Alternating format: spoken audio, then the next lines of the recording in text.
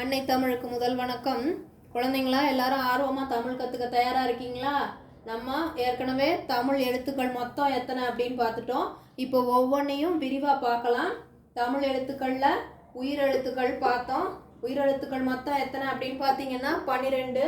அது என்னென்ன அப்படின்னா அ, ஆ, இ, ஈ, உ, ஊ, ஏ, ஏ, ஐ, ஓ, ஓ, ஔ.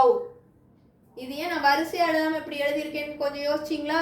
பார்த்தீங்கன்னா உயிரெழுத்துக்களை 2 விதமாக பிரிக்கிறோம். குறில் எழுத்துக்கள், நெடில் எழுத்துக்கள். முதல் வரிசையில் இருக்க 5 குறில் எழுத்துக்கள், இரண்டாவது வரிசையில் இருக்க 7 நெடில் எழுத்துக்கள். குறுகிய ஓசையுடையதை குறில் எழுத்துன்னும், நீண்ட ஓசையுடையதை நெடில் எழுத்துன்னும் சொல்கிறோம். இன்னைக்கு உயிரெழுத்துக்களை கற்றுக்கிட்டோமா? நன்றி.